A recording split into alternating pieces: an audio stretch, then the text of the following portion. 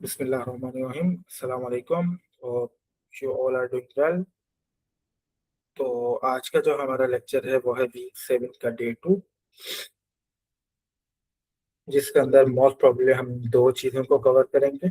ठीक है, मैं अपनी स्क्रीन शेयर करता हूँ। ठीक है, आप लोगों को मेरी स्क्रीन विजिबल होगी। तो आज जो हमारे पास डे 2 है वीक 7 का, यहाँ पर हम देखेंगे कि एक स्टोरी टेलिंग किस तरह होती है डेटा की, और साथ में हम बेसिक ऑफ स्ट्रीमलिट भी देखेंगे। स्ट्रीमलिट क्या है ये मैं नीचे चल के आपको बताऊंगा।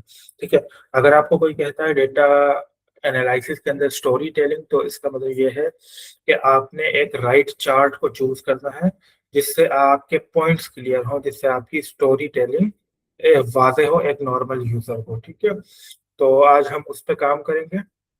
ठीक है, ये वही लाइब्रेरी है जो कल हमने इंपोर्ट की थी, मैटप्लोट्लिब और सीबॉर्न। ठीक है, देन फिर मैंने स्टाइल उसकी थीम सेट की है। डेटा मैंने रीड करवाया है, अल्दो यहाँ पर भी मेरे पास डेटा पड़ा हुआ है, बट मैंने ये डेटा रीड करवाया है हमारे जो डे 1 के फोल्डर के अंदर पड़ा हुआ था। अगर आपने इससे पीछे जाना है डेटा में, यानी आपकी इस करंट डायरेक्टरी में डेटा नहीं है, इससे पीछे वाली डायरेक्टरी में, तो आप ये डबल कॉलन लगाएंगे। ठीक है, और फिर वो पाथ देंगे कि डबल कॉलन में जैसे ही मैं यहाँ पर बैक स्पेस देकर पीछे आता हूँ, आप डबल कॉलन को ये समझें, जैसे आपने यहाँ पर प्रीवियस पे क्लिक करते हैं तो आप इस डायरेक्टरी में आ जाते हैं। तो डबल कॉलन क्या कर रहा है, इस डायरेक्टरी में आपको लेके आ रहा है, एक नंबर पीछे वाली डायरेक्टरी में। फिर आप उसको बता रहे हैं कि डे 1 के डेटा के अंदर से डेटा उठा दे, तो उसने यही किया, बैक स्पेस हुआ, देन डेटा डे 1 डेटा के अंदर से वही डेटा हमने उठाया और उसको हमने 2007 के अकॉर्डिंगली फिल्टर कर लिया, और हम उसकी लेंथ देख रहे हैं। ठीक है, तो हमारे पास लेंथ आ गई है यहाँ पर 142 टोटल रिकॉर्ड्स हैं हमारे पास 2007 के। ठीक है, ये मैं आपको बता चुका हूँ कि हर चार्ट कोई डेकोरेशन नहीं है। लाइक आप कोई चार्ट बना रहे हैं तो इसलिए नहीं बना रहे कि एक चीज आपको अच्छी लगे, इसके पीछे एक स्टोरी भी होनी चाहिए कि आपने अगर ये चार्ट बनाया है तो एक्चुअली में वो आपके व्यूअर्स को क्या मैसेज प्रोवाइड कर रहा है, ये आपको बताना होता है। ठीक है, कौन से चार्ट कब यूज करते हैं इसकी मैंने डेफिनेशन लिखी है। एंड रिमेंबर, सिर्फ ये चार्ट नहीं होते, इसके अलावा बहुत सारे चार्ट हैं।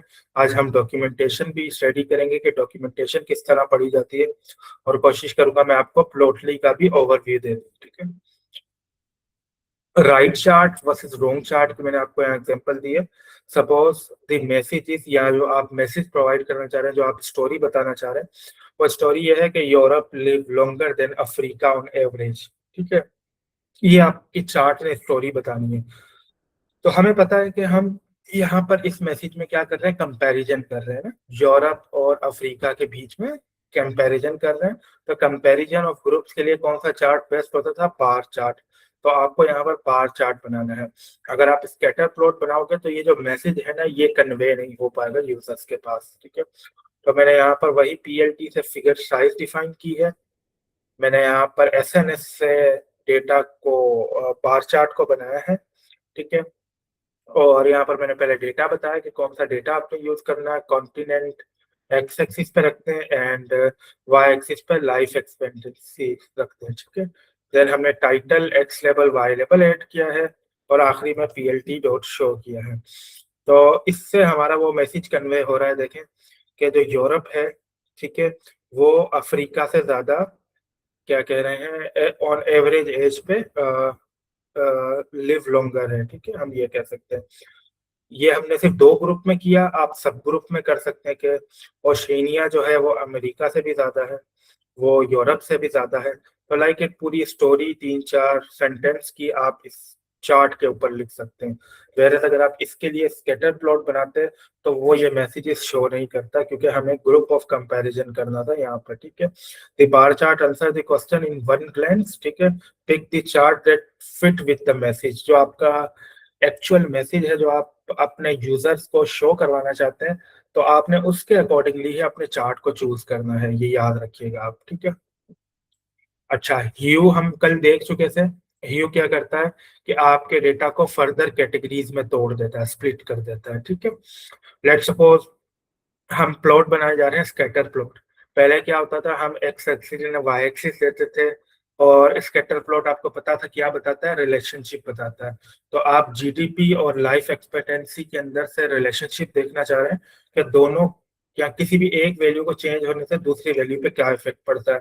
बट अगर आप ये देखना चाहते हैं कि इसके अंदर फर्दर डिटेल में आपने जाना, फर्दर कैटेगरीज भी शो करनी है, तो एक तो आप ह्यू यूज कर सकते हैं। ह्यू क्या करता है, कलर की बेसिस पे आपको ग्रुप्स बना देता है उस स्कैटर प्लॉट के अंदर। लेट्स सपोज मैंने यहाँ ह्यू कॉन्टिनेंट लिखा है, तो आपके पास जितने भी कॉन्टिनेंट है उसके अकॉर्डिंगली आपके डेटा पॉइंट्स जो है या जो आपके स्कैटर पॉइंट है वो कलर्ड हो जाएंगे, ताकि आपको पता चले अगर रेड कलर है तो ये शो कर रहा है आपके डेटा में उस कॉन्टिनेंट को जिसका नाम अमेरिका है या जिसका नाम अफ्रीका है फॉर एग्जाम्पल। ठीक है, फिर आपके पास एक और एडिशनल पैरामीटर भी होता है जिसकी बेस पे आप डेटा को और स्प्लिट कर सकते हो, वो है साइज। ठीक है, मैंने उसको साइज के अंदर एक कॉलम का नाम दिया है, आपको याद होगा हमारे पास एक कॉलम था DF 2007। यहाँ पर हमारे पास एक कॉलम है pop. Pop stand for population. तो मैंने उस साइज के अंदर ये कॉलम का नाम दे दिया है, ठीक है, पॉप। अब साइज से आपको क्या जाहिर हो रहा है कि साइज क्या आपको शो करेगा, साइज यानी आपके पास जो डॉट आ रहे थे ना स्कैटर पॉइंट में, उनका साइज या तो बड़ा होता जाएगा या छोटा होता जाएगा। किसकी बेसिस पे ये बड़ा या छोटा पॉइंट होगा, basis on these population values. जितनी ज्यादा पॉपुलेशन वैल्यू होगी उतना साइज वो बड़ा होगा डेफिनेटली। हम वो कितना बड़ा हो इन साइज के अकॉर्डिंगली तो बड़ा नहीं हो सकता। याद करें जब आप मैथमेटिक्स की इक्वेशंस, या लेट सपोज मैंने आपको कहा कि आप मुझे एक लाइन बना के दिखाएं 2 किलोमीटर की एक कॉपी के पेज पर, तो आप क्या करते थे, आप वहां पर अजम्पशंस लेते थे कि 1 kilometre is equal to 1 centimetre. तो 2 सेंटीमीटर की आपने लाइन बनाई तो वो इक्वल टू 2 किलोमीटर हो जाएगा, जैसे मैथमेटिक्स में हम करते थे। तो यहाँ पर भी ऐसे होगा, हम उसको ये बताएंगे कि साइज की रेंज आपने क्या रखनी है। तो मैंने आगे साइज के बाद साइजेस लिखा है देखें, और वहां पर मैंने उसको दो वैल्यू दी है 20 एंड 40, 400 सॉरी। तो उसको मैंने ये बताया कि जो मिनिमम साइज होगा वो 20 पर होगा, 20 एरिया होगा उस बबल का या उस पॉइंट का, और जो मैक्सिमम हो वो 400 तक हो। तो इसमें जो भी हाईएस्ट पॉपुलेशन है, जैसे लेट्स सपोज मैं अज्यूम कर रहा हूँ ये हाईएस्ट पॉपुलेशन है जिसका कॉन्टिनेंट है एशिया और उसकी कंट्री है वियतनाम। ठीक है, तो एशिया का जो पॉपुलेशन की जो डॉट का साइज होगा ना वो सबसे ज्यादा है, तो वो उसका सर्किल होगा 400, यानी वो 400 का डायमीटर लेकर वो सर्किल आपके पास प्रिंट हो रहा होगा वहां पर।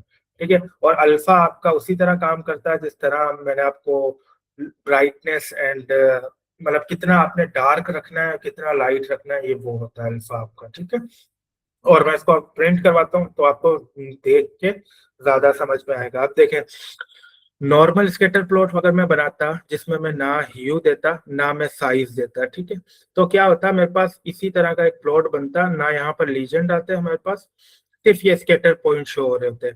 बट पहले मैंने क्या किया, उसका ह्यू बताया, मैंने उसे कहा कि जो कलर ये स्कैटर पॉइंट है ना उनको कलर की बेसिस पे ग्रुप्स कर दो। तो उसने मुझे 5 ग्रुप्स बना दिए कॉन्टिनेंट के। ये तो यहाँ तक तो हमने कल देखा था। अब मैंने क्या किया, अब मैंने साइज में पॉपुलेशन भी दी है, तो आप ये देखें नीचे पॉपुलेशन के ग्रुप बने हैं, सबसे छोटा एंड उससे मैक्सिमम। आप ये सब अज्यूम करेंगे ये जो सबसे छोटा है इसका 20 इसकी साइज 20 है और सबसे बड़े वाले की साइज 400 है। ठीक है, तो यहाँ पर देखें कुछ वैल्यूज ऐसी हैं, कुछ डॉट ऐसे हैं जो काफी बड़े हैं और इनके पीछे भी आपको डॉट दिख रहे हैं। यही रीजन था कि हमने अल्फा को 0.7 रखा। अगर हम फुल रखते तो इसके पीछे वाले जो डॉट थे ना वो नजर नहीं आते, वो इसके पीछे छुप जाते ड्यू टू साइज पैरामीटर। ठीक है, तो अब क्या हुआ, अब हमें वो ये भी बता रहा है कि किस तरह वैल्यूज चेंज हो रही है, कौन कौन सी कॉन्टिनेंट की वैल्यू चेंज हो रही है, और उस कॉन्टिनेंट के अंदर हमारे पास पॉपुलेशन की वैल्यू क्या थी ये भी हमें बता रहा है। जैसे कि ये कलर है, आई थिंक सो ये ओशिनिया का है। ठीक है, तो यहाँ पर 2 पॉइंट ओशिनिया के हमारे पास आए, जिसमें ये था कि जीडीपी इतनी ज्यादा तो नहीं है, ठीक है, लेकिन ये है कि इनकी पॉपुलेशन बहुत ज्यादा है। ठीक है, पॉपुलेशन किस तरह ज्यादा है देखें, जितना बड़ा साइज।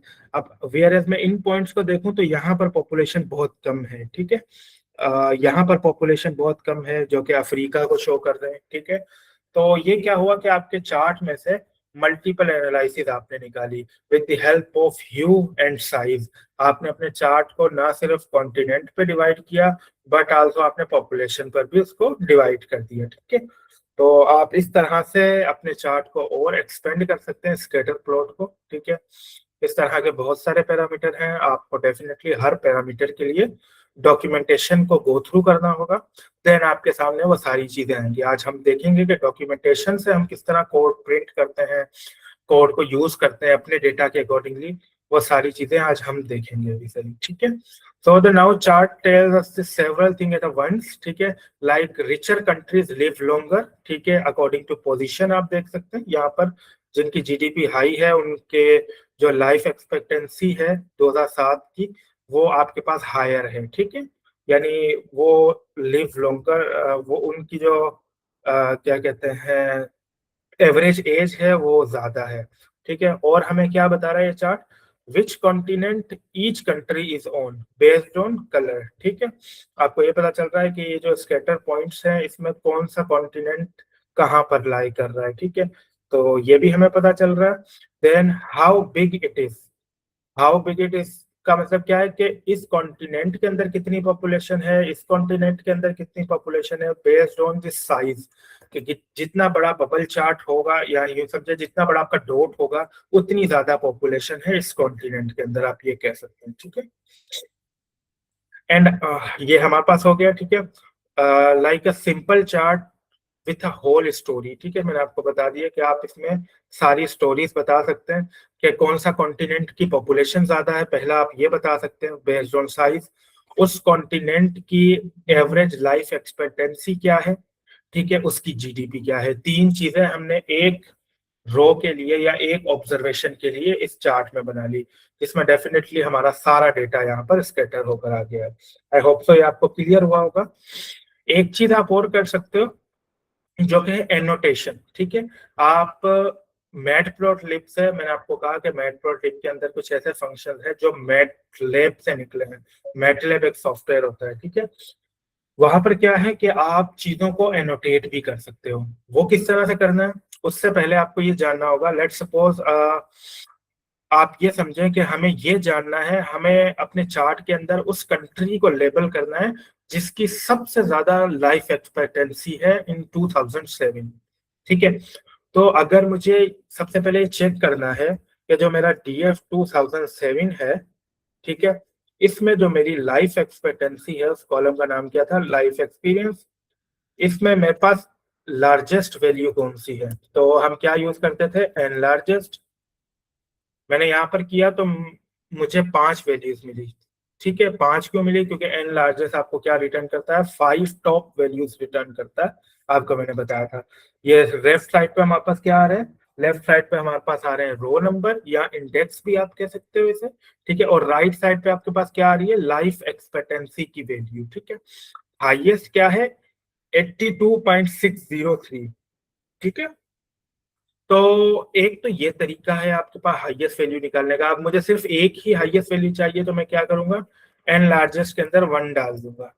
जैसे मैं डालूंगा तो मेरे पास यहाँ पर इसका लेबल आ गया। इसको आप इंडेक्स भी कह सकते हो, लेबल भी कह सकते हैं, क्योंकि ये जब मैं एक कॉलम को एक्सेस करता हूँ तो वो मेरे पास क्या आती है, सीरीज आती है, डेटा फ्रेम नहीं आता है, ठीक है। तो वो कह रहा है कि 803 नंबर जो रो है ना आपके पास, उसके अंदर ये वैल्यू है जो कि सबसे लार्जेस्ट है लाइफ एक्सपेक्टेंसी में, ठीक है। और अगर लेट्स सपोज मैं जानना चाहता हूँ, अगर मैं इसको इस तरह लिखूं तो भी मेरे पास लार्जेस्ट वैल्यू आ जाएगी। जैसे मैं यहाँ पर लिखता हूँ DF, ठीक है, और मैं इसमें से उठाता हूँ लाइफ एक्सपेक्टेंसी, ठीक है, डॉट IDX मैक्स। ये क्या करेगा, ये मुझे वैल्यू नहीं दिखाएगा, ये मुझे क्या करेगा, एक उसका लेबल मुझे निकाल के दिखा देगा जो सबसे हाईएस्ट वैल्यू है इसकी लाइफ एक्सपेक्टेंसी की। जैसे यहाँ पर ये लेफ्ट में 803 आ रहा था ना और साथ में इसकी वैल्यू आ रही थी। अब जैसे मैं इसको रन करूंगा तो इससे मुझे क्या रिटर्न कर दिया, सिर्फ लेबल रिटर्न कर दिया। तो एक नया मेथड आज आपने पढ़ा डेटा फ्रेम के अंदर से जो कि है IDX मैक्स। ये आपको क्या बताता है कि इसमें या ये जो सीरीज आ रही है, ये जो कॉलम है, इसके अंदर जो मैक्सिमम वैल्यू है ना, उसका रो नंबर यानी उसका यूं समझे कि लेबल आपके पास रिटर्न हो जाएगा। और अब अगर मुझे इसकी रो देखनी है, तो रो देखने के लिए या लेबल्स में से हमने देखा था कि अगर आपने कोई स्लाइसिंग निकालनी है, कोई डेटा पॉइंट में से या डेटा फ्रेम में से कोई डेटा निकालना है, तो आप किसका यूज करते थे, लॉग या आई लॉग का। ठीक है, तो अगर मैं इस पे आई लॉग लगाऊं और उसके अंदर ये वैल्यू दे दूं, तो मेरे पास वो रो रिटर्न हो जाएगी जिसकी ये एवरेज एज, ये सॉरी लाइफ एक्सपेक्टेंसी की वैल्यू है। ठीक है, अल्दो आप फिल्टर से भी निकाल सकते हो, बट मैं क्या करता हूँ, मैं डायरेक्टली, मेरे पास वैल्यू है तो मैं यहाँ पर डीएफ, ठीक है, 2007 डॉट लॉग, और लॉग के अंदर ये पूरी वैल्यू पास कर देता हूँ। इसमें मैं इस वैल्यू में क्या आ रहा है, मैंने आपको दिखाया 803 आ रहा था। जैसे मैं इसको रन करता हूँ, तो अब मेरे पास एक रो रिटर्न हुई है पूरी। ठीक है, उसमें कंट्री की वैल्यू क्या है, जापान है। ईयर कौन सा है, हमें पहले से पता था क्योंकि हमारा डेटा ऑलरेडी फिल्टर्ड है 2007 का। उसके अंदर पॉपुलेशन इतनी है, कॉन्टिनेंट वो एशिया में आता है, एंड लाइफ एक्सपेक्टेंसी की वैल्यू है 82.603, जो कि एग्जैक्टली यहाँ पर ये वैल्यू आ रही थी। तो ये कोड क्या करेगा, ये कोड लॉक मेथड से आपसे लेगा उस लेबल की वैल्यू जिसकी रो आपने रिटर्न कर दी है, और उस लेबल की वैल्यू आप कर तो इस तरह से भी सकते थे कि एन लार्जेस्ट से उसकी रो वैल्यू उठाएं और इसके अंदर आप उसका लेबल दे दें, तो भी आपके पास रिजल्ट आ जाएगा। बट इससे भी हमें रिजल्ट मिल रहा है, तो क्यों ना हम डायनामिक रखें इन चीजों को, रादर देन कि आप डायरेक्टली उस रो को या उस लेबल को मेंशन करें। तो मैंने क्या किया, सबसे पहले मैंने एक वेरिएबल बनाया टॉप का, जिसके अंदर मैंने एग्जैक्टली यही काम किया है कि जो लाइफ एक्सपेक्टेंसी की वैल्यू है, उसका जो भी इंडेक्स आता है या उसका जो भी लेबल आता है, उसको फिल्टर करो with the help of lock और उसको असाइन कर दो टॉप के अंदर। ठीक है, अब जब टॉप पे प्रिंट करूंगा तो एग्जैक्टली मेरे पास ये चीज प्रिंट होगी, वी नो दैट। ठीक है, अब मुझे इसको यूज करते हुए लेबल बनाना है। पहले तो मैं क्या करूंगा, पीएलटी डॉट फिगर बनाऊंगा। मैं आपको यहाँ पर वैल्यू भी शो करवा रहा हूँ क्योंकि टॉप के अंदर अब आपके पास मल्टीपल वैल्यू कॉलम्स है या इंडेक्सेस है ना, ये आप कह सकते हो। तो अगर मुझे एयर दिखाना है तो मैं क्या करूंगा, टॉप के अंदर से कंट्री दिखा सकता हूँ, टॉप के अंदर से एयर दिखा सकता हूँ, इवन दो टॉप के अंदर से लाइफ एक्सपेक्टेंसी भी दिखा सकता हूँ। और लाइफ एक्सपेक्टेंसी और कंट्री मैंने यहाँ पर फिल्टर से दिखाया है, और लाइफ एक्सपेक्टेंसी को मैंने राउंड ऑफ टू 1 कर दिया। ठीक है, ये जैसे आपको प्रिंट करवाने के लिए मैंने दिखाया, अल्तो मैं आपको ऊपर ये चीजें दिखा चुका हूँ। ठीक है, देन मैंने क्या किया, पीएलटी डॉट फिगर से फिगर साइज बनाया है एज इट इज जैसे हम पहले बना रहे थे। फिर एसएनएस डॉट स्कैटर प्लॉट बनाया एग्जैक्टली वैसे जैसे हमने पहले बनाया था। एक्स में हमने जीडीपी परसेंटेज केप रखा, वाई में हमने लाइफ एक्सपेक्टेंसी रखा, और अल्फा इज इक्वल टू 0.6 कर दिया। अल्फा बेसिकली वही है जिसमें मैं आपको कह रहा था कि आपका जो ग्राफ, आपका जो चार्ट है, उसके अंदर जो डॉट है, उनको कितना हाईलाइट रखना है, कितना डिम रखना है, ये आप यहाँ से डिफाइन करते हैं। ठीक है, ये तो वही है एग्जैक्टली जो हम पहले से करते हुए आ रहे हैं। नई चीज आपके लिए यहाँ पर है, आप क्या कर रहे हैं, ये आपको डॉक्यूमेंटेशन से कोड मिल जाएगा एनोटेशन का। ठीक है, आप यहाँ पर लिखते हैं पीएलटी डॉट एनोटेट। आप पहले ये बताएंगे कि आपने एनोटेट पे क्या शो करना है, कौन सी वैल्यू शो करनी है। आपने यहाँ पर का टॉप में से फिल्टर कर लो कंट्री को, क्योंकि अभी हमें कंट्री शो करवानी है जो कि है जापान। जहां पर भी वो पॉइंट होगा ना उस कॉन्टिनेंट का, उसके ऊपर एक लेबल आ जाएगा। अल्दो ये जो काम है ये प्लॉटली से बहुत आसानी से हो जाता है, हम प्लॉटली को भी आज देखेंगे, but just to show you कि आपको अगर पीएलटी से काम करना है तो कितना लेंथी काम हो जाता है ये। जब हम प्लॉटली को पढ़ेंगे तो आपके लिए काम बहुत आसान हो जाएगा। ठीक है, हमने क्या किया, हमने कहा कि भाई जो हमारा डेटा है जो आपने शो करवाना है वो टॉप में से कंट्री शो करवाना है। अब जब भी आपके पास लेबल आता है तो आपके पास एक्स एक्सिस और वाई एक्सिस होती है, तो उसका पैरामीटर है एक्स वाई। आपने एक्स वाई पे क्या चीजें शो करवानी है, किसकी बेसिस पे वो ग्राफ, वो पॉइंट आपका स्टेट होगा या पॉइंट प्रिंट होगा। आपने ऐसे कहा कि टॉप का जो जीडीपी परसेंटेज कैप है वो एक्स पे आएगा और वाई पे आपके पास आएगा लाइफ एक्सपेक्टेंसी। एग्जैक्टली वही है जो यहाँ पर हमारे पास लिखा हुआ है। ठीक है, क्योंकि अब हम एनोटेट कर रहे हैं तो हमें फिर से ये चीज बतानी है। एक्स वाई टेक्स्ट के अंदर मैंने वैल्यू दी है। ठीक है, कि भाई टेक्स्ट जो हमारे पास आएगा वो जीडीपी परसेंटेज केप, उसके अंदर 3000 प्लस इसलिए कर रहे हैं ताकि वो पिक्सल से नीचे आकर थोड़ा टेक्स्ट लिखे। अगर हम एग्जैक्टली यहाँ पर +3000 नहीं करेंगे तो वो उस पॉइंट के ऊपर ही लिख हो जाएगा, जो कि एक अच्छा ये समझे कि पॉइंट नहीं है। हमें क्या चाहिए, हम चाह रहे हैं कि वो थोड़ा सा दूर होकर लिखा जाए ताकि हमें नजर आए कि क्या लिखा हुआ है। ठीक है, और यहाँ पर वाई एक्सिस पे भी मैंने सेम किया कि थोड़ा सा हटकर वो प्रिंट हो एक्स और वाई पे। ठीक है, और मैंने यहाँ पर एक प्रॉपर्टीज की दी है जो कि प्रॉपर्टी मेंशन है डॉक्यूमेंटेशन के अंदर। ठीक है, आपको इसको इतना ज्यादा समझने की नीड नहीं है, जस्ट ये कि ये एनोटेट किस तरह करता है, मैंने जस्ट आपको ये बताना है। जैसे मैं इसको एग्जीक्यूट करता हूँ, एग्जैक्टली वही बार चार्ट प्लॉट हुआ है, लेकिन यहाँ पर क्या हुआ है देखें, आपके पास एक टेक्स्ट लिख के आ गया जापान। ठीक है, अब ये इन पॉइंट से दूर क्यों हुआ है, अब ये जितने भी होंगे हो सकता है जापान के हों, डेटा आपके पास डेटा पॉइंट हो या कॉन्टिनेंट जापान का हो। उसने क्या किया, एक पॉइंट को आपको लेबल करके दे दिया एग्जैक्टली। लेकिन यहाँ पर मसले क्या है, यहाँ पर मसले सबसे बड़े ये हैं कि आपको ये नहीं पता चल रहा कि एग्जैक्टली कौन सा पॉइंट है इसका। ठीक है, मैं अगर इसको जूम भी करता हूँ तो आपको एग्जैक्टली यहाँ पर दिख रहा है कि ये काफी सारे पॉइंट्स के ऊपर ओवरलैप हो चुका है। ठीक है, इन्हीं वजह से, इन्हीं प्रॉब्लम्स की वजह से अगर आपने कोई लेबल्स वगैरह शो करवाने हैं तो प्लॉटली या सी बॉन के अंदर ये काम थोड़ा सा मुश्किल हो जाता है। जब हम सॉरी प्लॉटली नहीं, आई मीन टू से मैटप्लॉटलिब और सी बॉन के अंदर ये काम थोड़ा सा मुश्किल हो जाता है क्योंकि एक क्लियर मैसेज शो नहीं होता। वेयर एज अगर आप प्लॉटली को यूज करोगे, अभी हम थोड़ी देर में प्लॉटली को देखते हैं, तो वहां पर क्या होगा, आपको ये काम करना ही नहीं होगा, ये बाय डिफॉल्ट फीचर उसके अंदर मौजूद होता है। आप जस्ट किसी भी डॉट के ऊपर होवर करेंगे, होवर का मकसद है कि आप जस्ट अपने माउस का कर्सर उसके ऊपर रखेंगे, तो इससे क्या होगा कि वो डेटा की जितनी भी डिटेल होगी वो साइड पे एक पॉपअप शो हो जाएगा आपको। इससे क्या होगा कि आपका डेटा फुल इंटरेक्टिव वे में नजर आएगा आपको, और आपकी काफी सारी चीजें आसान हो जाएंगी। ठीक है, यहाँ तक हमारी थी डेटा विजुअलाइजेशन। ठीक है, मैं आपको थोड़ा सा स्ट्रीमलिट के बारे में आज बताता हूँ, कल हम डिटेल में स्ट्रीमलिट को पढ़ेंगे भी, और ना सिर्फ पढ़ेंगे, हम अपनी एक कस्टम डैशबोर्ड एपीआई बनाएंगे। ठीक है, या यो समझे कस्टम डैशबोर्ड बनाएंगे। किस तरह का बनाएंगे, मैंने एक जस्ट बनाया भी हुआ है, वो मैं आपको दिखाऊंगा भी, बट फॉर नाउ हमें पता करना है कि स्ट्रीमलिट क्या है। ठीक है, स्ट्रीमलिट बेसिकली एक वेब एप्लीकेशन है जिसमें आप अपने वेब पेजेस बनाते हो without using any website code. ठीक है, वेबसाइट कोड क्या होता है, HTML CSS जावास्क्रिप्ट। इससे क्या करते हैं, आप एक वेबसाइट बनाते हैं। आप जितनी भी वेबसाइट यहाँ पर देख रहे हैं, ठीक है, इनकी बेस यहीं से बनी है, HTML CSS जावास्क्रिप्ट, और आगे इनके फ्रेमवर्क है। अगर मैं लेट्स सपोज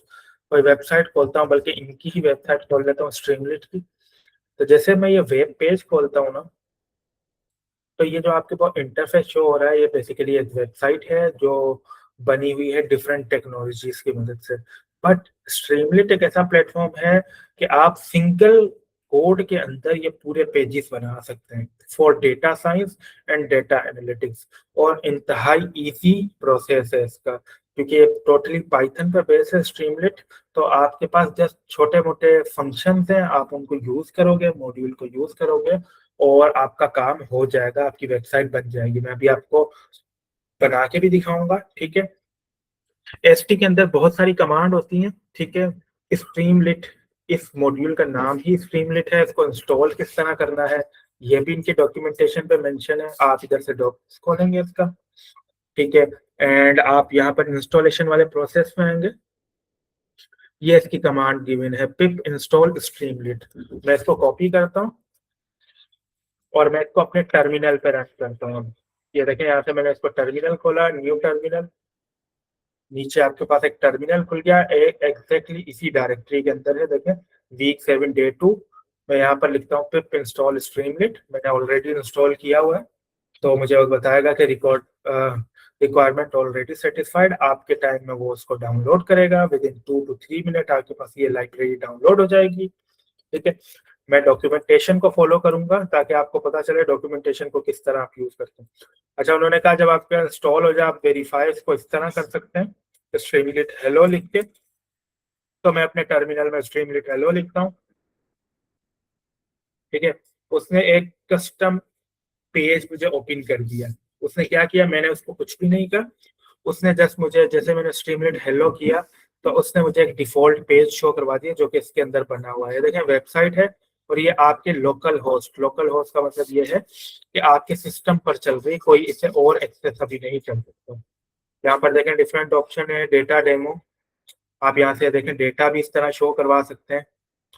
ये देखें आपके पास चार्ट भी इस तरह इंटरेक्टिव वे में शो हो रहा है जो कि आपको क्या बता रहा है, ग्रोथ एग्रीकल्चर प्रोडक्शन, ठीक है, और ईयर वाइज आपको ये चीजें बता रहे हैं, ठीक है। यहाँ पर आप कंट्री के अंदर चाइना और यूनाइटेड स्टेट है, आप यहाँ पर जैसे होवर करते हो तो देखें लेफ्ट साइड पे आपको ईयर बता रहा है और ग्रोस एग्रीकल्चर प्रोडक्ट की वैल्यू बता रहा है, रीजन बता रहा है, ठीक है।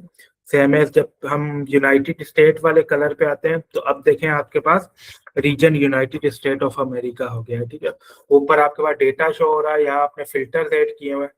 मैं यहाँ पर इंडिया भी ऐड करता हूँ तो यहाँ पर देखें इंडिया भी आ गया। मैं यहाँ पर फ्रांस ऐड करता हूँ तो यहाँ देखें फ्रांस का कलर भी आ गया। तो देख रहे हैं आप किस तरह इंटरेक्टिव वे में आ रहा है, साथ में उन्होंने कोड भी शो कराया कि किस तरह बनेगा। प्लॉटिंग डेमो है, ये देखें प्लॉट रियल टाइम में देखें प्लॉट बनता जा रहा है, ठीक है। आप इसको जूम इन जूम आउट कर सकते हैं, कहीं भी पॉइंट पे होवर कर सकते हैं, उसकी आपको एग्जैक्टली वैल्यू दिख रही होगी, उसका कोड आपको मिल रहा है। इसमें आप मैप्स बना सकते हैं डिफरेंट, ठीक है। किसकी मदद से, सिर्फ एक ये कमांड है, आप जैसे ये करेंगे देखें आपके पास इंटरेक्टिव वे में मैप बन गया।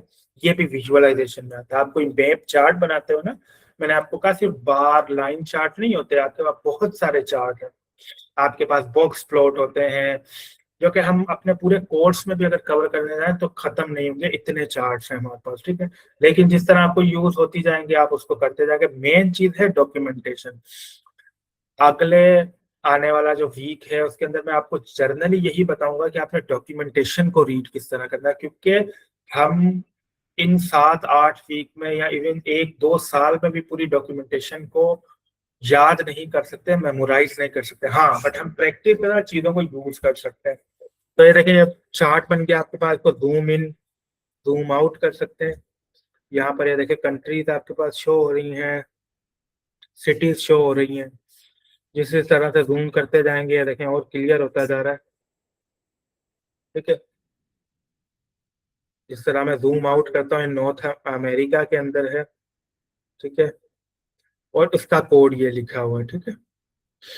फिर एनोटेशन डेमो है, ठीक है, आप एनिमेशन डेमो भी कर सकते हैं कि आपने कोई चार्ट को एनिमेट करना है वो किस तरह से करना है वो भी कर सकते हैं।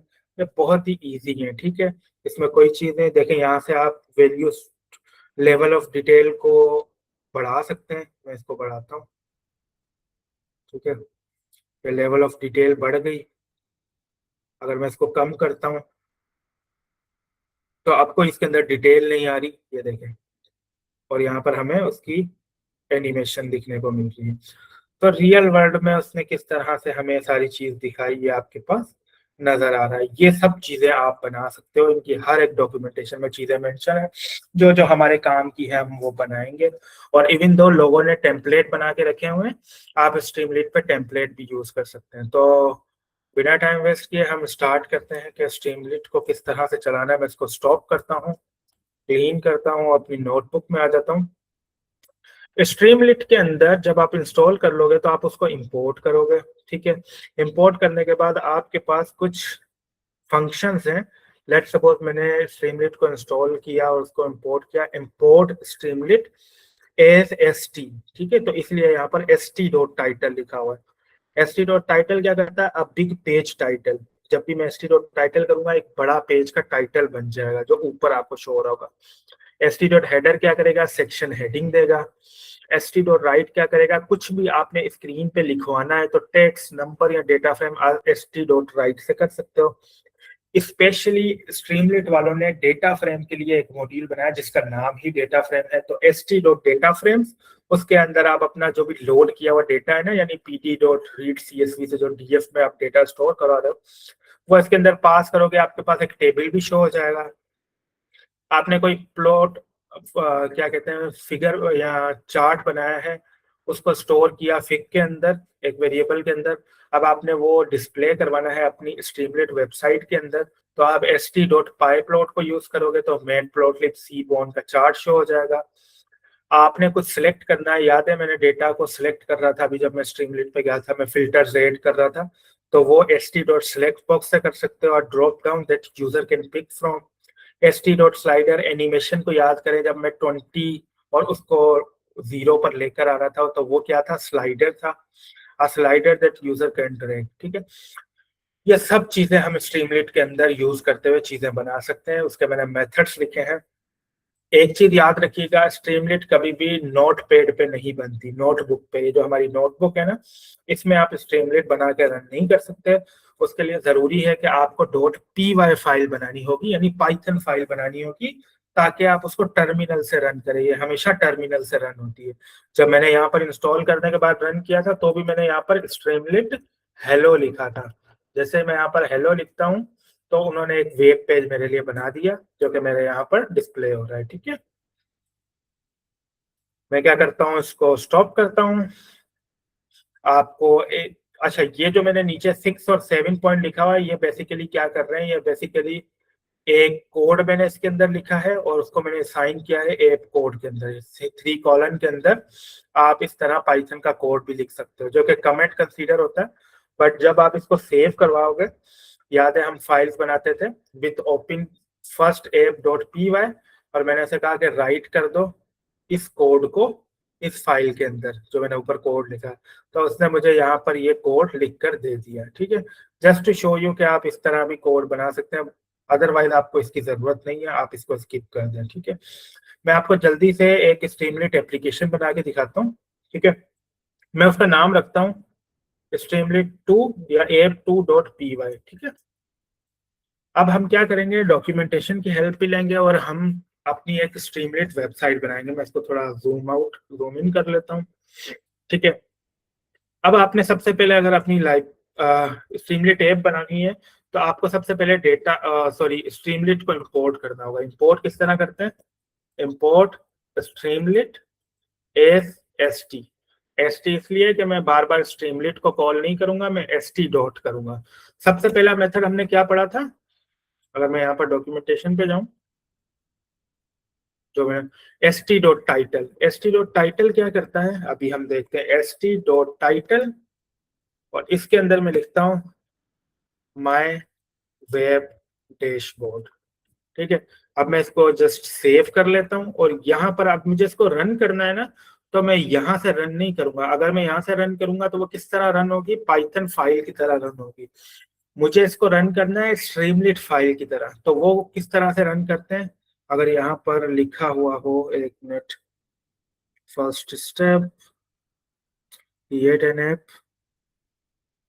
ठीक है, ये रहा। यानी वो कह रहे हैं कि जब आपने now it's time to run the Streamlit app, आपने किस तरह रन करना है, पहले ये नाम देना है स्ट्रीमलीट, फिर लिखना है रन, देन आपने अपनी फाइल का नाम देना है जिसके अंदर वो कोड है। तो मुझे समझ में आ गया कि डॉक्यूमेंटेशन से मैंने पढ़ लिया कि मुझे अपनी स्ट्रीमलीट फाइल को किस तरह से रन करना है। क्या करना है, मैंने सबसे पहले लिखना है स्ट्रीमलीट, लिखा मैंने, फिर मुझे लिखना है रन, मैंने ये भी लिखा, फिर मुझे अपनी फाइल का नाम देना। मेरी फाइल का नाम मैंने क्या रखा है, जिसके अंदर स्ट्रीमलीट कोड है app2.py। तो मैं यहाँ लिखूंगा app2.py। जैसे मैं इसको इंटर करूंगा तो यहाँ पर पहले टर्मिनल पे आप देखें उसने आपके कोड को रन कर दिया। देखें यहाँ पर आपके पास मैसेज आ रहा होगा, उसने क्या किया, यूविकॉन सर्वर स्टार्टेड। ठीक है, और आपको पोर्ट नंबर बता रहा है कि किस पे आपकी लोकल वेब पेज चल रहा है, वो है 8501। आप यहाँ नंबर मैच करें 8501। ठीक है, और उसने आपको यूआरएल भी दे दिया। बाय डिफॉल्ट वो आपको रीडायरेक्ट कर देगा। अगर आप रीडायरेक्ट नहीं होते वेब पेज पे तो आप इसको कॉपी करके भी ओपन कर सकते हो, फॉलो लिंक करके। ठीक है, तो ये आपका एक टाइटल आ गया है, देखें। अच्छा, इस टाइटल में आप मॉडिफिकेशन कर सकते हैं। लेट्स सपोज, आई थिंक सो इसमें मॉडिफिकेशन नहीं होती बट मार्कडाउन के अंदर होती है। मैं इसको सेव करता हूँ, यहाँ से देखें रन, रीरन या ऑलवेज रन। मैं इसको ऑलवेज रन पे कर रहा हूँ, यानी जैसे ही वहां पर चेंजेस होंगी तो यहाँ पर वो एग्जीक्यूट हो जाएगा। मैं ऑलवेज रन करता हूँ, अब ये हैश आया है, यानी इसका जो साइज है ये डिफॉल्ट यही रहेगा टाइटल का। ये देखें यहाँ पर ये हैश हट गया। अब मेरे पास दूसरा मेथड था हेडर का। मैं यहाँ लिखता हूँ st.header, हेडर के अंदर लिखता हूँ दिस इज माय स्ट्रीमलिट कोड, ठीक है। और जैसे मैं इसको करता हूँ, ये देखें यहाँ पर आपके पास, यहाँ पर ये बोल्ड है और थोड़ा सा बड़ा है, यानी टाइटल की तरह है। और यहाँ पर ये एक हेडर की तरह आपके पास यहाँ पर कोड आ रहा है, ठीक है। और उसके अलावा आपके पास क्या था, st.write था। जैसे मैं st.write लिखता हूँ और यहाँ पर कुछ भी लिखता हूँ, हेलो हाउ आर यू, ठीक है। और यहाँ पर जाता हूँ तो ये देखें एक छोटा सा टेक्स्ट लिख के आ गया, ठीक है। ये आपको पता चल गया। और हमारे पास क्या क्या थे फंक्शंस, नीचे जाता हूँ। डेटा फ्रेम, आप किसी डेटा फ्रेम को भी लोड कर सकते हो, ठीक है। वो किस तरह करना है मैं आपको दिखाता हूँ। सबसे पहले तो आपको डेटा फ्रेम लोड करने के लिए किसकी नीड होती है, पांडास की। तो आप पहले इसके अंदर एक लाइब्रेरी इंपोर्ट करोगे पांडास की, इंपोर्ट पांडास एज पीडी। और फिर उसके बाद आप क्या करेंगे, आप अपना एक डेटा फ्रेम लोड करेंगे, ठीक है। इसके अंदर ऑलरेडी मेरे पास डेटा फ्रेम पड़ा हुआ है, gapminder.csv। मैं इसी को लोड करूंगा। आप कहीं पर भी इसको लोड कर सकते हो। मैं इसको सबसे ऊपर कर लेता हूँ या इसके नीचे कर लेता हूँ, एक ही बात है, ठीक है। या मैं कमेंट ऐड कर देता हूँ, डेटा लोड, ठीक है। और यहाँ पर मैं लिखता हूँ df is equal to, data किस तरह लोड करते थे, pd.read csv, ठीक है। और इसके अंदर मुझे इसका पाथ देना है जिसका नाम है gap minder, I think so, या gap minder dot C S V. जैसे मैं इसको सेव करता हूँ, वहां पर आपको कुछ भी नजर नहीं आ रहा। क्यों नजर नहीं आ रहा, क्योंकि ये हमने यहाँ पर सेव तो करवा लिया लेकिन यहाँ पर हमने शो नहीं करवाया। अच्छा, अगर आप कहें कि यहाँ पर आप df या प्रिंट करवा लें, df डॉट हेड, तो क्या होगा, मैं इसको देखता हूँ, यहाँ पर कुछ भी नहीं आया, ठीक है। क्यों नहीं आया, क्योंकि हमने यहाँ पर डेटा को प्रिंट करवाया ही नहीं है स्क्रीन पे। अल्दो हमारे पास यहाँ देखे टर्मिनल पे वो चीज प्रिंट हो गई है, ठीक है। ये रियल टाइम में रन हो रहा है क्योंकि मैंने ऑलवेज रन किया था। जैसे मैं एक लाइन भी चेंज करता हूँ वो उसी टाइम उसको रन करना स्टार्ट कर देता है। तो इनिशियल लेवल पे आप उसको रीरन पे रखिएगा। रीरन का भी ऑप्शन ऊपर आ रहा था। रीरन का मतलब ये है कि जब आप खुद रन करोगे ना तो ही वो रन होगा, अदरवाइज वो रन नहीं होगा। बट दोनों में कोई मसला नहीं होगा आपको, ठीक है। जैसे मैंने प्रिंट किया तो उसने मुझे हेड यहाँ पर टर्मिनल पे प्रिंट करवा दिया, यहाँ पर प्रिंट नहीं करवाया। बट मैं तो चाहता हूँ मेरी वेबसाइट पे प्रिंट हो डेटा। तो उसके लिए इन्होंने एक फंक्शन बनाया हुआ है। उस फंक्शन का नाम क्या है, st.data_frame।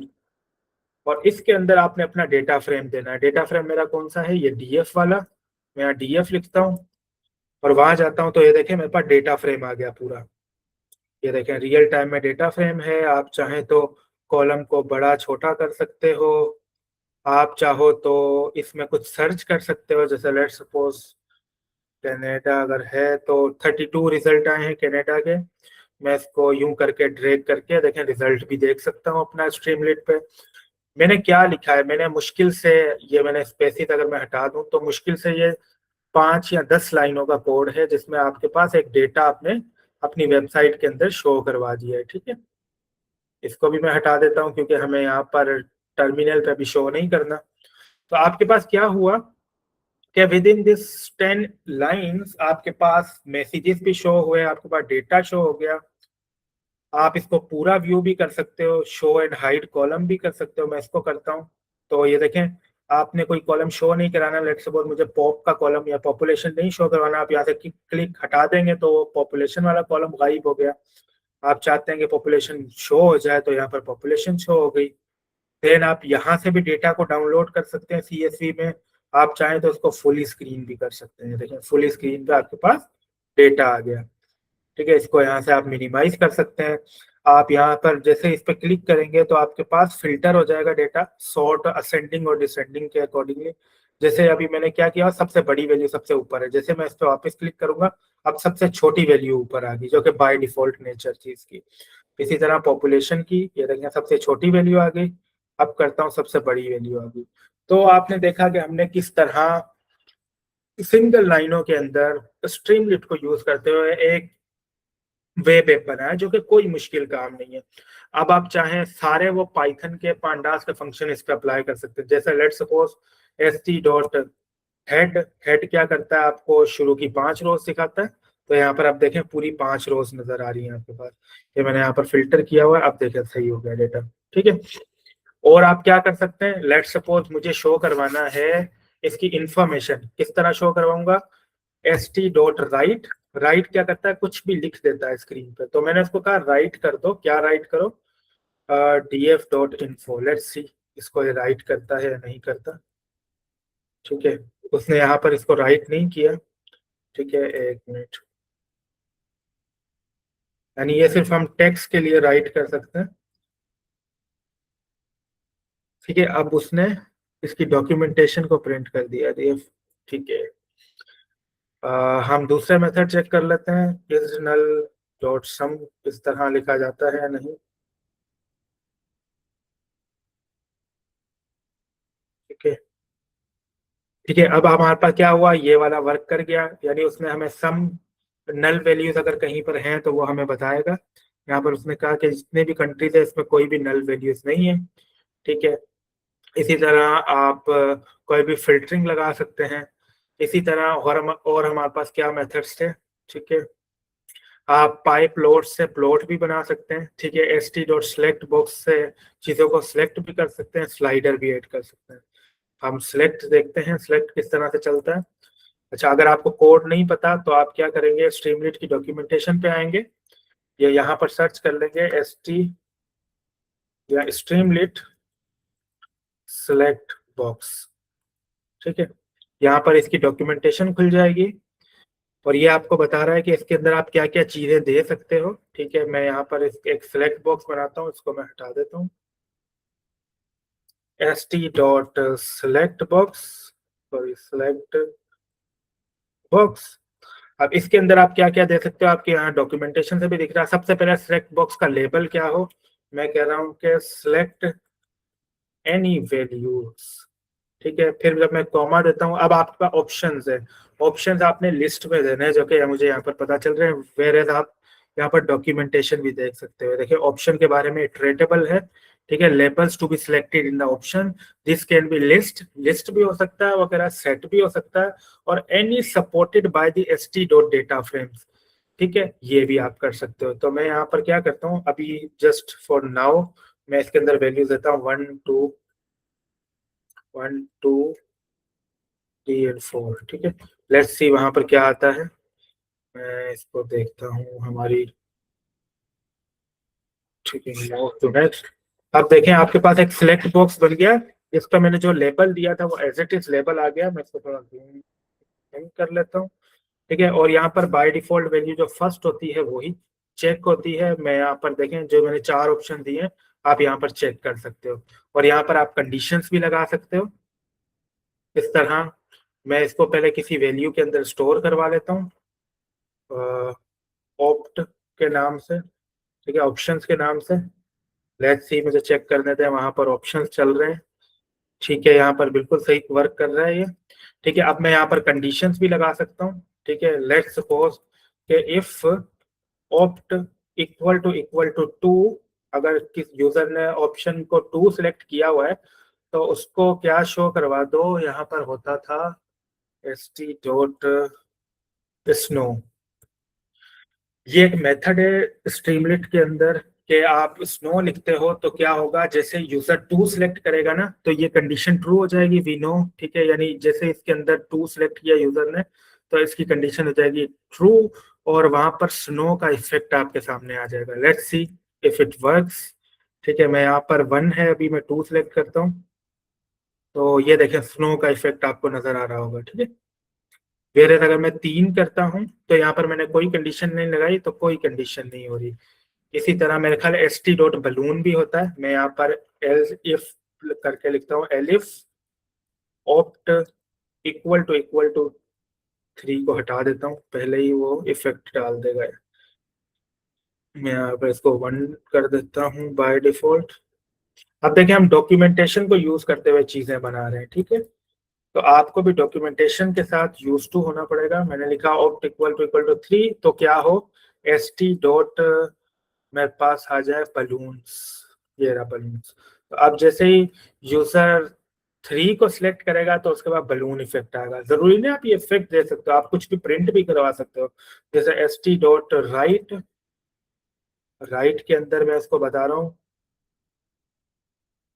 You got it with 3, ठीक है। ये मैंने इसको मैसेज शो करवा दिया। अब यहाँ पर उसने बाय डिफॉल्ट इसको शो क्यों करवाया है, let me check. If st.write अगर ये हो, अदरवाइज ये हो, मैं यहाँ पर इसको रीरन करता हूँ, ठीक है। अब देखें यहाँ पर शो नहीं हो रहा। जैसे मैं यहाँ पर 2 करता हूँ तो क्या होगा, स्नो वाला इफेक्ट आएगा। ये देखें स्नो वाला इफेक्ट आया।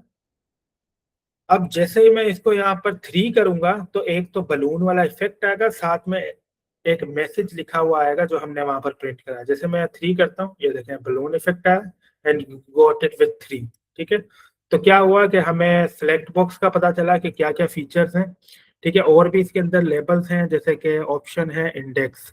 अच्छा, index is equal to by default 0 है, यानी यहाँ पर जब मैं शुरू में आ रहा हूँ तो आपको देखा होगा कि ये बाय डिफॉल्ट 1 पर अवेलेबल है।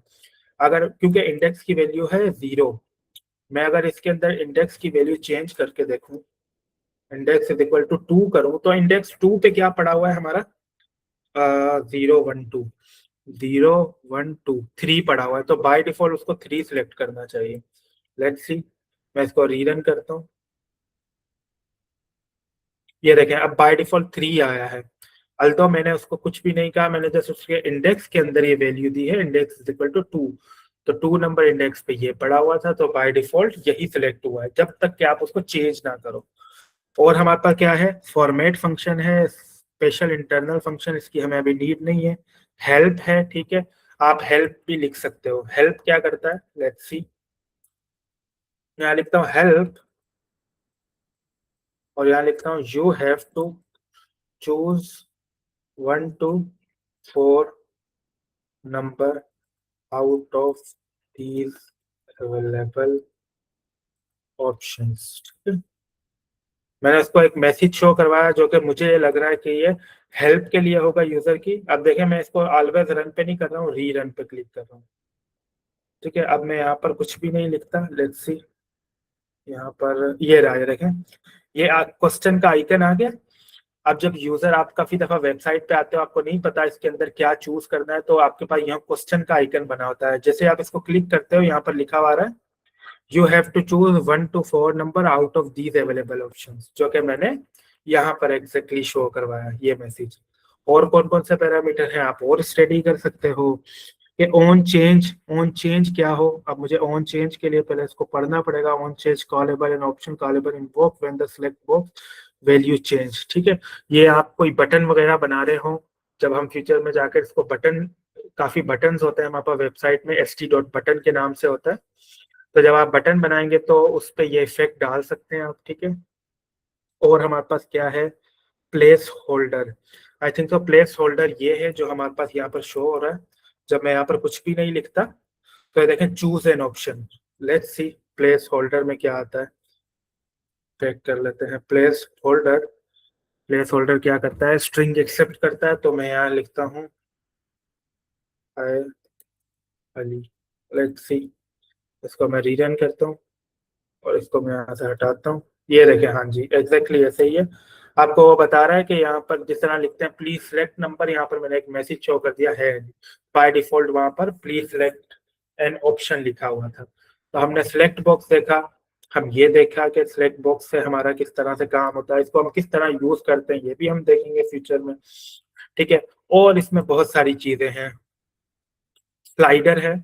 अगर मुझे अब स्लाइडर को स्टडी करना है तो मैं क्या करूंगा, इसको मैं यहाँ से कट करता हूँ और मैं यहाँ पर लिखता हूँ स्ट्रीमलिट स्लाइडर, इसको कंपोनेंट कहते हैं बाय द वे। आप लिखेंगे ना कि कौन कौन से कंपोनेंट है स्ट्रीमलेट के अंदर, तो सारे लिस्ट ऑफ कंपोनेंट्स आ जाएंगे। तो मैं st.slider कंपोनेंट कॉपी करता हूँ, यहाँ पर मुझे पता चल गया कि स्लाइडर क्या होगा और किस तरह से इसको लिखना है अपने। st.slider करके कॉल होगा, सबसे पहले लेबल आएगा, लेबल यानी उसके ऊपर नाम क्या आएगा, मिनिमम वैल्यू दे सकते हो, मैक्सिमम वैल्यू दे सकते हो, बाय डिफॉल्ट वैल्यू दे सकते हो, कितने स्टेप से वो आगे बढ़े। तो ये भी बहुत अच्छा फीचर है। लेट्स सी हम इसको किस तरह इम्प्लीमेंट कर सकते हैं। मैं वापस अपने कोड पे जाता हूँ, इसको मिनिमाइज करता हूँ। अब मैं क्या बनाने जा रहा हूँ, अब मैं बनाने जा रहा हूँ एक स्लाइडर। तो वो किस तरह से बनता है, मैं इसको opt2 के नाम से बनाता हूँ। यहाँ पर लिखता हूँ st.slider। स्लाइडर के अंदर पहला पहला वर्ड क्या है, पहला क्या देंगे आप, लेबल देंगे। मैं कह रहा हूँ दिस इज स्लाइडर, ठीक है। एंड उसके बाद मुझे मिनिमम वैल्यू बतानी है, तो मिन वैल्यू यानी स्लाइडर की मिनिमम वैल्यू हो 2 या 0 रख देते हैं चलो। और मैक्सिमम वैल्यू बतानी है, उसके वैल्यू है, उसका पैरामीटर क्या है, मैक्स वैल्यू। मैक्स वैल्यू मैं इसको कह रहा हूँ 100। जस्ट अभी तक मैं आपको यही शो करवाता हूँ पहले, ठीक है। यहाँ पर देखें इसको बाय डिफॉल्ट हम ना 0 पर ही रख देते हैं, जो कि बाय डिफॉल्ट है भी 0 पर, बट इफेक्ट आ रहा है बार बार। तो मैं इसको रन करता हूँ, अब देखें बाय डिफॉल्ट 1 पे आ गया। अब ये देखें नीचे स्लाइडर आ गया। बाय डिफॉल्ट वैल्यू क्या है, यानी स्टार्टिंग वैल्यू मिनिमम वैल्यू 0 है, मैक्सिमम वैल्यू 100 है। मैं इसको यहाँ से ड्रैग कर सकता हूँ आउट ऑफ 100, ठीक है। ये देखें मैं ड्रैग कर रहा हूँ। अब बाय डिफॉल्ट वैल्यू भी एक फंक्शन था इसके अंदर, वो क्या था, मैं वापस डॉक्यूमेंटेशन पे जाता हूँ और डॉक्यूमेंटेशन में चेक करता हूँ, यहाँ पर वैल्यू करके एक लिखा हुआ है। लेट्स सी ये वैल्यू क्या करता है।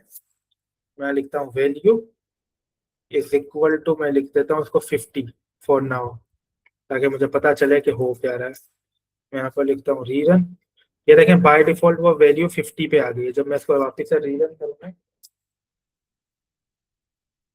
तो ये देखें वैल्यू 50 पर आ रही है, ठीक है।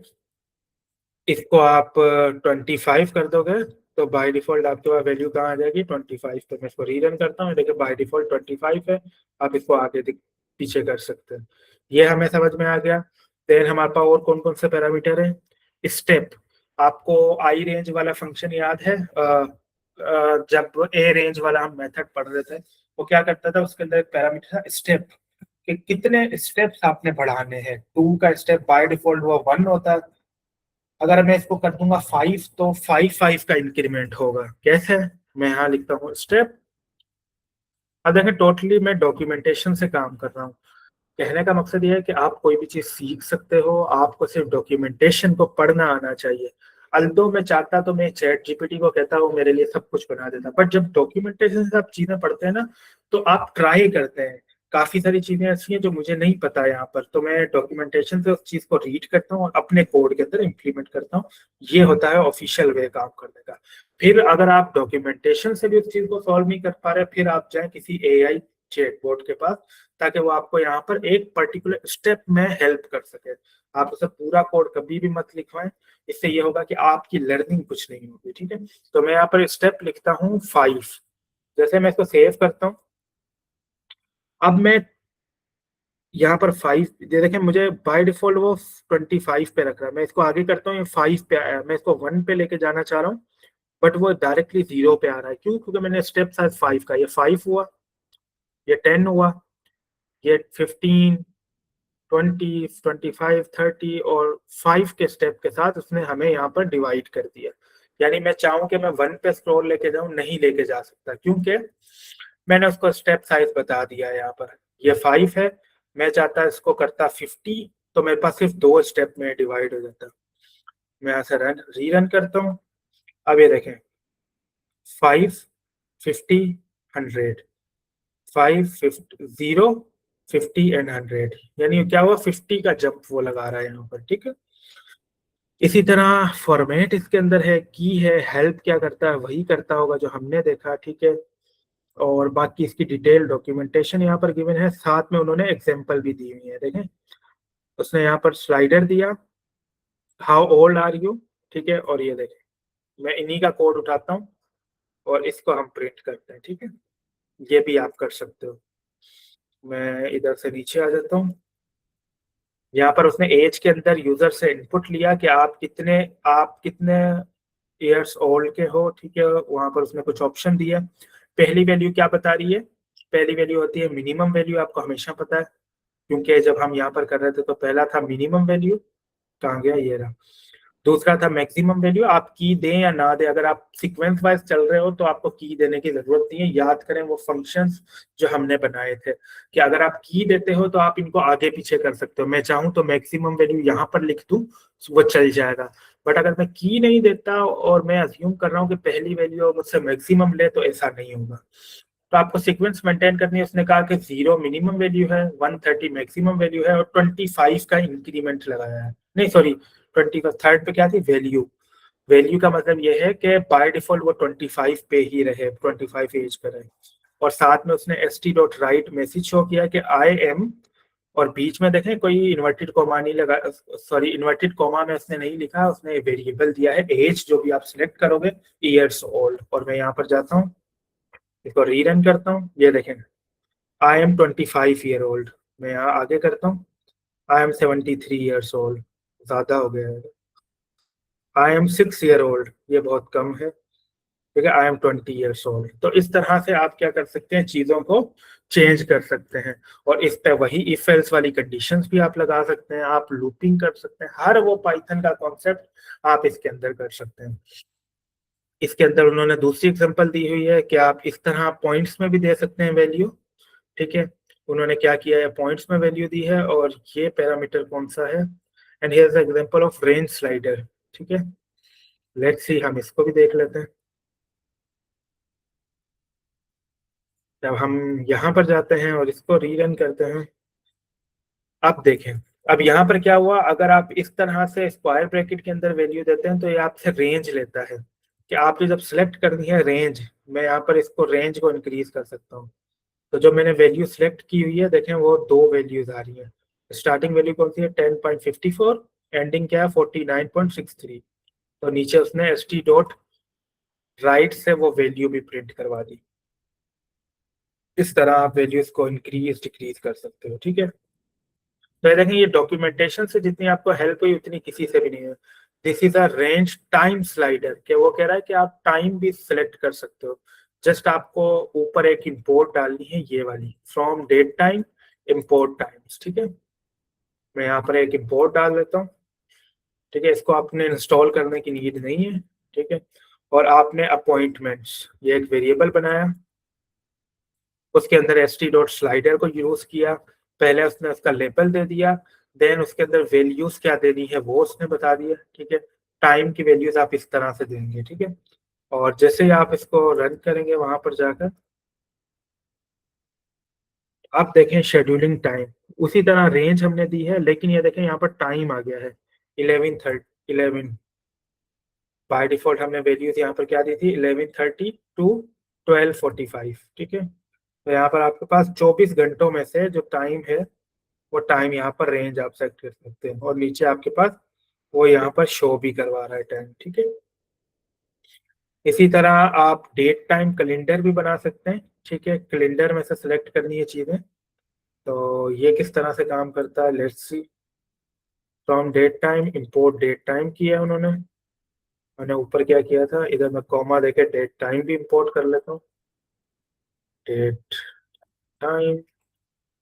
ठीक है, और यहाँ पर इनका ये वाला कोड रखता हूँ, एंड लेट्स सी, इसको मैं रीरन करता हूँ। ठीक है, यहाँ पर आपके पास डेट टाइम शो हो रहा है। ठीक है, ये देखिए आप डिफरेंट डेट्स की रेंज को चूज, डेफिनेटली हम इस तरह यूज तो नहीं करते डेट को, हमारे पास कैलेंडर होता है, और डेफिनेटली इनके पास भी कैलेंडर होगा। मैं अगर आपको सर्च करके दिखाऊं, बट इनके अंदर ये फंक्शंस गिवन है, आप चाहें तो इनकी वीडियोस भी देख सकते हैं। लेकिन ये बहुत अच्छी चीज है कि आपकी इससे पोर्टफोलियो बिल्डिंग बहुत अच्छी होगी। मैं इस तरह लिखता हूँ स्ट्रीमलिट, स्ट्रीमलिट डेट टिकर। ठीक है, ये रहा डेट इनपुट्स। ठीक है, आपके पास ये मेथड है। मैं डायरेक्टली एग्जांपल पे जंप कर लेता हूँ। ठीक है, आपने सिर्फ इसी तरह लिखना है, हम इसको समझते हैं लिख के कोड को। मैं यहाँ पर आ जाता हूँ, st.date इनपुट के नाम से फंक्शन है, जिसके अंदर पहले आप क्या देंगे, डेफिनेटली उसके अंदर पहले लेबल है, आप ऊपर जाकर देखेंगे तो आपके पास इसकी डॉक्यूमेंटेशन में लिखा होगा। पहले आप लेबल देंगे, फिर आप उसकी वैल्यू देंगे, like value by default today होती है। ठीक है, हमने यहाँ पर कोड में क्या दी है, हमने यहाँ पर उसको एग्जैक्टली डेट बताई है, अगर हम ना लिखते तो वो आज की डेट यूज कर रहा होता। हमने ऐसे कहा कि डेट डॉट 2019 की 7वां महीना और 6 तारीख डिफॉल्ट चूज कर लो, और फिर जो भी यूजर उसमें से सिलेक्ट करे। मैं इसको जाता हूँ, इसको रीरन करता हूँ। अच्छा, description date for date time object does not apply to a int object. ठीक है, मैं क्या करता हूँ, मैं इसको लेट सपोज हटा देता हूँ। अब देखते हैं हम रीरन करके। हाँ जी, अब देखें, बाय डिफॉल्ट जो आज की डेट है वो सिलेक्ट हो गई है। ठीक है, मैं जैसे इस पर क्लिक करता हूँ, ये देखें आपके पास कैलेंडर खुल गया एक लाइन ऑफ कोड के अंदर। आप यहाँ से कोई भी मंथ सेलेक्ट कर सकते हैं, लेट्स सपोज अक्टूबर 2017, और ये डेट, ये देखें आपकी डेट ऑफ बर्थ सिलेक्ट होगी फॉर इंस्टेंस। तो एक लाइन ऑफ कोड के अंदर, इन 2 लाइन ऑफ कोड के अंदर आपने पूरा का पूरा कैलेंडर बना दिया। वेयर अगर आप ये HTML CSS जावास्क्रिप्ट से बनाने जाते जो कि वेब डेवलपमेंट के टूल है, तो आपको बहुत टाइम लगता। तो यानी कहने का मकसद ये है कि आप इससे डेटा फ्रेम या आपकी डेटा एनालिसिस वाला सारा काम इसके अंदर कर सकते हो। ठीक है, आप चार्ट भी बना सकते हो। ये देखिए मैंने यहाँ पर बनाया हुआ था, सबसे पहले डेटा को लोड किया हमने। ठीक है, देन आपने क्या किया, डेटा को फिल्टर किया। मैंने हेडर दिया, सबसे पहले हेडर क्या करता है, st.header मैसेज प्रिंट करता है स्क्रीन पे एक पर्टिकुलर साइज के अंदर। फिर मैंने एक फंक्शन यहाँ पर न्यू यूज किया, plt.subplot। सबप्लॉट क्या करता है, आपको 2 चीजें रिटर्न करता है। पहले तो हम डायरेक्टली plt.figure साइज यूज कर रहे थे ना, अभी हमें जब स्ट्रीमलीट पे इसको प्रिंट करवाना है ना, तो एक तरीका हमारे पास ये है कि आप ना उस plt.subplot करें। सबप्लॉट आपको 2 चीजें देगा, एक तो देगा वो फिगर जो आप नीचे बनाएंगे, दूसरा उसके एक्सिस देगा। एक्सिस मतलब ये एक्स एक्सिस है, ये वाई एक्सिस है, क्योंकि आपको वो एक्स एक्सिस चाहिए लेबल करने के लिए। आपने अगर स्ट्रीमलीट में उसको लेबल करना है तो आप उसको एक्सिस की मदद से करोगे। तो मैंने क्या किया, ये फंक्शन यूज किया, और उसकी फिगर की वैल्यू फिगर के अंदर चली जाएगी एंड एक्सिस की वैल्यू एक्सिस के अंदर चली जाएगी। फिर उसके बाद वही काम किया है, sns.barplot। यहाँ पर मैंने बार प्लॉट लिखा और ये बार प्लॉट बनाया, साथ में एक्सिस की वैल्यू दे दी कि ये जो एक्सिस है वो क्या है। एक्सिस हमारे क्या होंगे, 8 इंचेस की हमारे पास होगी हाइट, और 5 हमारे पास होगी विड्थ। ठीक है, सॉरी 8 होगी विड्थ और 5 होगी height.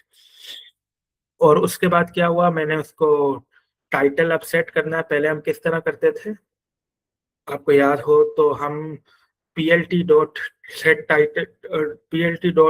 title x label and y label करते थे। यहाँ पर हमने ax यानी axis dot set title, set x axis, set y axis किया, और जो मैंने आपको मेथड बताया था st.pyplot का, वो आपने यूज किया और इसके अंदर ये फिगर को डाल दिया। जैसे अब मैं इसको टर्मिनेट करके इस फाइल को रन करता हूँ, इसका नाम क्या है, chartapp.py। किस तरह रन करूंगा, स्ट्रीमलीट रन चार्ट app.py। तो अब आप देखेंगे कि आपके पास एक स्ट्रीमलेट ऐप चली है, जिसके अंदर सबसे पहले ये मैसेजेस शो हुए हैं जो मैंने यहाँ पर पहले टाइटल शो किया था, एग्जैक्टली ये टाइटल आया है। देन आपके पास हेडर आया है जो कि मैंने यहाँ पर हेडर दिया था। देन ये फिगर मैंने डायरेक्टली प्रिंट करवाई, ये सारा बैकएंड पे चलेगा, आपको नजर नहीं आएगा इस स्क्रीन पर। और यहाँ पर देखें वो एग्जैक्टली चार्ट आपके पास आ गया जो हमने बनाया है। इसी तरह आप डिफरेंट चार्ट यूज कर सकते हो। आप इसकी डॉक्यूमेंटेशन रीड कर सकते हो। डॉक्यूमेंटेशन के लिए मुझे लिखना होगा स्ट्रीमलीट पाइपलॉट। ठीक है, ये आपके पास पाइपलॉट आ गया डॉक्यूमेंटेशन। अभी आपको बता रहा है कि आपने किस तरह से चीज़ों को यूज करना है। वो कह रहे हैं कि आपको यू मस्ट इंस्टॉल मैटप्लोटलिब, हमने ऑलरेडी किया हुआ है। यू कैन इंस्टॉल और charting dependency with the extra Streamlit app. अगर आप बाकी जो चार्ट्स आप प्रिंट करवाना चाहते हैं तो आप ये लाइब्रेरी भी इंस्टॉल कर सकते हैं। आई थिंक तो हमें नीड अभी नहीं होगी। उन्होंने डायरेक्टली आपको फंक्शंस बताए हैं कि किस तरह से आप फिगर नेम बता सकते हो, क्लियर फिगर, विड्थ कितनी हो, use container width etcetera etcetera. मैं एग्जांपल पे जाता हूँ, और उन्होंने यहाँ पर देखें कुछ फंक्शंस बनाए हुए हैं जिससे उन्होंने आपको क्या कहते हैं प्लॉट्स शो करवाए हुए हैं। तो इस तरह से आप डिफरेंट, ये देखें यहाँ पर सारे आ रहे हैं। st.area चार्ट आपके पास किस तरह बनेगा, ये उन्होंने आपको बताया है। ठीक है, इसी तरह आप क्या बना सकते हैं, और कितने चार्ट हैं, प्लॉटली चार्ट है इसके अंदर, पाई प्लॉट है। उसके बाद इनपुट विजिट्स को आप खोलेंगे तो आपके पास ये देखें सारे बटन आ गए। कौन कौन से बटन आपने यूज करने हैं आप वो कर सकते हैं। लेट्स सपोज मैं सिंपल बटन प्रिंट करवाना चाहता हूँ, तो आप बटन इस तरह से बना सकते हैं। ये देखें उन्होंने बटन बनाया हुआ है। मैं इसका अगर कोड यहाँ पर लिखता हूँ, ठीक है, एस टी डॉट बटन, उसका नाम हमने दिया है reset, type is equal to primary. अब हमें इसकी डॉक्यूमेंटेशन पढ़नी होगी। पहले है लेबल, लेबल हमें पता है, टाइप कहाँ है हमारे पास, ये रहा, type is equal to secondary. अब टाइप यहाँ पर पढ़ें, प्राइमरी, सेकेंडरी या territory as a an optional string that specify the button type. This can be one of the following. Primary होता है the button's background is the a primary color for the additional emphasize, ठीक है, यानी colour से related है। फिर उसने लिखा हुआ है कि अगर if S T dot button, इसका मतलब यह है कि अगर बटन प्रेस हो जाता है तो आपने ये शो करना है, अदरवाइज आपने गुड बाय शो करना है, ठीक है।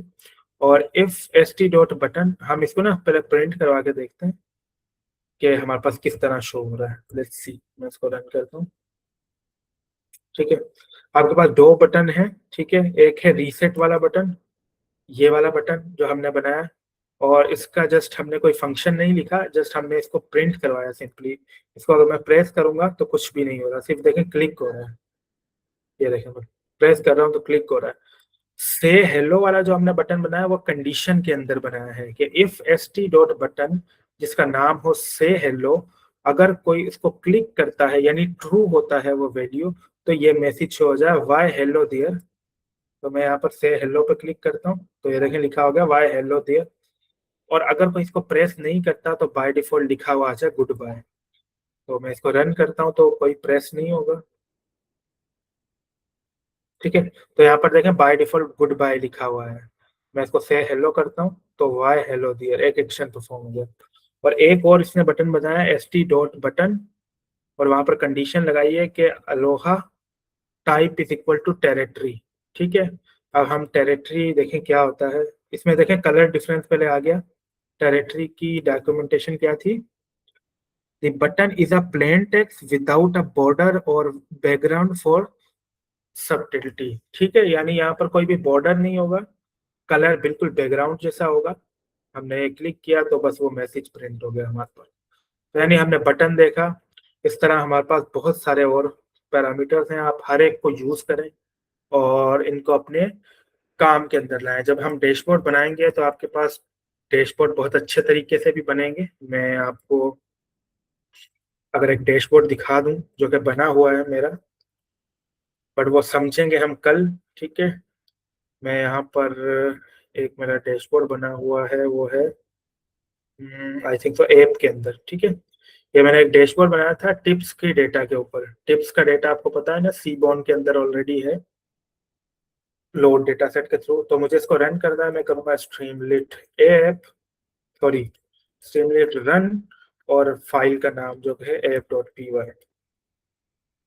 अब ये जरा डैशबोर्ड देखिएगा, तो this is called a real dashboard, ठीक है। इस तरह आपका एक डैशबोर्ड आप बना सकते हो।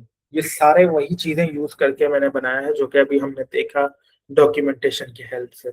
ये क्या है, ये सिलेक्ट बॉक्स कहलाता है, जिसको आप फिल्टर भी कह सकते हो।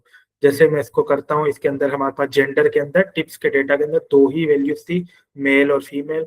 और मैं फीमेल को यहाँ से कट कर देता हूँ, तो अब जो मेरे पास डेटा दिख रहा है वो मेल का दिख रहा है, ठीक है। यहाँ से मैं क्लिक करके फीमेल को भी सिलेक्ट कर सकता हूँ। देन मेरे पास डेज का फिल्टर है जो मैंने डेटा में से निकाला है, टाइम है, वो स्मोकर था या नहीं था ये है, ठीक है। और उसके इन फिल्टर्स के डेटा के अगेंस्ट यहाँ पर ये देखिए कुछ मैंने वैल्यूज शो कराए, टोटल बिल्स कितना था, टोटल टिप कितनी दी, एवरेज टिप कितनी है, और कस्टमर्स कितने थे जिसने टिप्स डेटा पे काम किया है। कुछ स्टूडेंट्स ने आई थिंक सो आप में से टिप्स डेटा को भी यूज किया था सी बॉन्ड के अंदर से, तो उसको पता होगा कि यहाँ पर क्या शो कर रहा है। और ये जो मैंने लाइब्रेरी यूज की है प्लॉटिंग के लिए वो की है पाई प्लॉट, सॉरी प्लॉटली, जो मैं बता रहा था आपको। जैसे ही मैं प्लॉटली की बात करता हूँ, मैं यहाँ होवर करता हूँ, ये देखें यहाँ पर लिखा हुआ है टोटल बिल इतना था और इतनी काउंट वैल्यू है, यानी इतने कस्टमर थे इसके अंदर। वेरस मैं यहाँ पर जाता हूँ तो मुझे बिल दिखाता है यहाँ पर, यहाँ पर, यहाँ पर, जहां पर भी होवर करता हूँ वो दिखाता है। मैं इस तरह करके इसको शॉर्ट भी कर सकता हूँ, ये देखें, ये शॉर्ट हो गया। मैं इसको और शॉर्ट कर सकता हूँ, ये देखें। और मैं चाहूँ तो इसको रीसेट भी कर सकता हूँ, ये रहा रीसेट एक्सेस। वेयर ये देखें, बिल वर्सेस टिप का आपका स्कैटर प्लॉट है। अब ये देखें, प्लॉटली से मैंने बनाया हुआ है, कल हम समझेंगे कि किस तरह बनते हैं प्लॉटली से प्लॉट। ये देखें, जिस पे भी, जिस पॉइंट पे मैं क्लिक कर रहा हूँ वो मुझे डे भी बता रहा है, टोटल बिल भी बता रहा है, टिप कितनी थी, उसका साइज क्या है, उसका जेंडर कौन सा है जिसने टिप दी है। साइड पे आपके पास डेज भी आ रहे हैं, आप चाहें तो किसी एक पर्टिकुलर डे को भी देख सकते हैं। जैसे मैं चाह रहा हूँ कि मुझे सिर्फ थर्सडे वाला दिखाओ, सॉरी थर्सडे वाला नहीं दिखाओ, या मैं कह रहा हूँ मुझे संडे वाला नहीं देखना, तो संडे वाला डेटा पॉइंट गायब हो गया। ठीक है। एवरेज टिप, ये चार्ट देखें, ये आपके पास पाई चार्ट है। ठीक है। इसमें भी आप एक कैटेगरी को हटा सकते हैं, जैसे मुझे फीमेल नहीं चाहिए, तो अब टोटल मेल का डेटा मेरे पास आ गया इस तरह से। ये आपके पास बॉक्स प्लॉट होता है। ठीक है। ये आपके पास हिस्टोग्राम होता है। तो ये चार्ट्स की टाइप आपको पढ़नी होगी। आप डेटा को फिल्टर कर सकते हो यहाँ से, चाहो तो ये डाउनलोड CSV से डेटा को डाउनलोड भी कर सकते हो। ये डेटा मेरे पास डाउनलोड हो गया। ठीक है। तो बहुत यूजफुल है ये। हम सारी चीजें तो कवर नहीं कर सकते, बट जो जो चीजें मैं आपको दिखा सकता हूँ वो मैंने आपको दिखाई हैं। कल के दिन में हम ये इसी तरह का एक डैशबोर्ड बनाएंगे अपने किसी डेटा पे, या इसी को भी समझ लेंगे तो भी हमारे लिए काफी होगा। ठीक है। तो ये था आज का लेक्चर। आई होप सो कि आज वाला लेक्चर आपको बाकी दिनों के लेक्चर से काफी आसान लगा होगा या यूजफुल लगा होगा। If you guys have any question, you can ask. Otherwise, it's good to go. आपका फीडबैक जानना चाहूंगा कि आज का लेक्चर आप लोगों के लिए कैसा रहा।